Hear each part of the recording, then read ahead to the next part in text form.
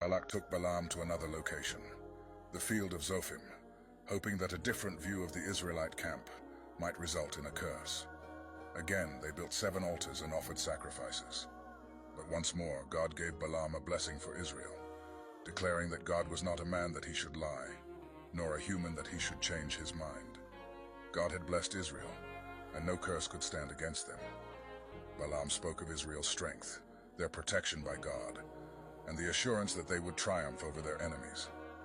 Balak was even more enraged, but Balaam could only repeat that he must obey God's commands.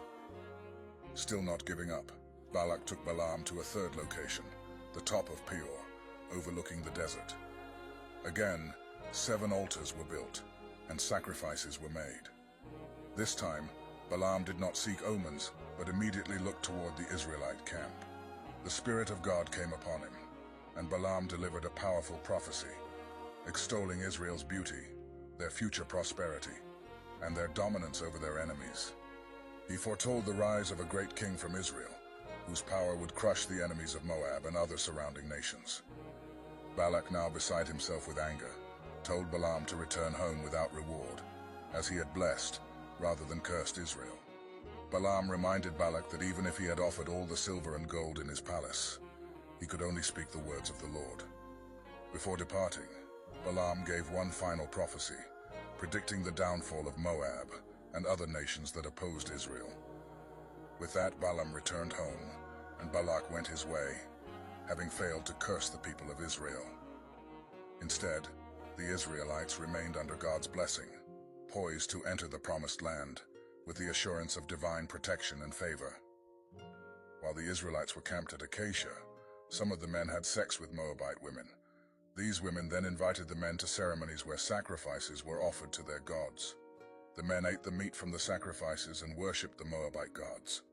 The Lord was angry with Israel because they had worshipped the god Baal Peor. So he said to Moses, "Take the Israelite leaders who are responsible for this and have them killed in front of my sacred tent where everyone can see. Maybe then I will stop being angry with the Israelites." Moses told Israel's officials, "Each of you must put to death any of your men who worshipped Baal." Later, Moses and the people were at the sacred tent, crying, when one of the Israelite men brought a Midianite woman to meet his family. Phinehas, the grandson of Aaron the priest, saw the couple and left the crowd. He found a spear eight and followed the man into his tent, where he ran the spear through the man and into the woman's stomach. The Lord immediately stopped punishing Israel with a deadly disease, but 24,000 Israelites had already died. The Lord said to Moses, "In my anger I would have wiped out the Israelites if Phinehas had not been faithful to me. But instead of punishing them, I forgave them. So because of the loyalty that Phinehas showed, I solemnly promise that he and his descendants will always be my priests." The Israelite man that was killed was Zimri son of Salu, who was one of the leaders of the Simeon tribe. And the Midianite woman killed with him was Cosbi, the daughter of a Midianite clan leader named Zur. The Lord told Moses, "The Midianites are now enemies of Israel, so attack and defeat them. They tricked the people of Israel into worshipping their god at Peor, and they are responsible for the death of Cosbi, the daughter of one of their own leaders." After the devastating plagues and the rebellions that had occurred during the Israelites' journey through the wilderness, the Lord commanded Moses and Eleazar, the son of Aaron, to take a second census of the Israelite men who were 20 years old or more, those able to serve in Israel's army. This census was to be taken as the Israelites camped on the plains of Moab by the Jordan River, across from Jericho, marking the end of their long journey and the start of a new chapter as they prepared to enter the Promised Land. Moses and Eleazar gathered the leaders of the tribes and began counting the people tribe by tribe.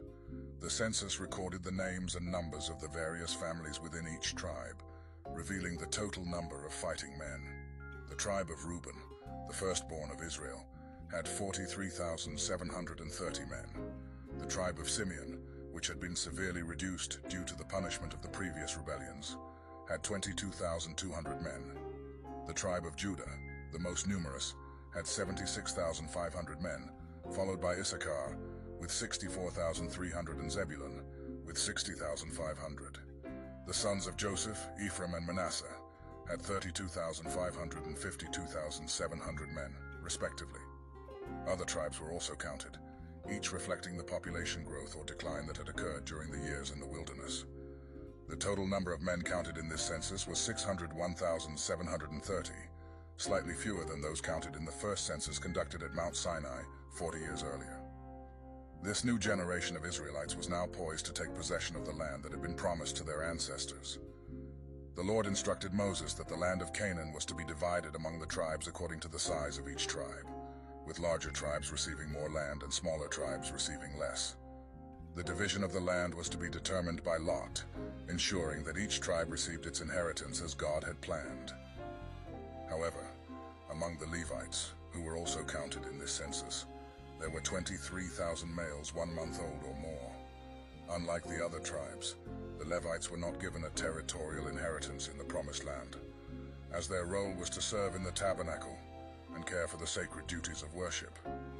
As the census concluded, it became clear that none of the men who had been counted in the first census at Mount Sinai, except for Caleb and Joshua, were still alive. The entire generation that had come out of Egypt had died in the wilderness, as the Lord had decreed, due to their disobedience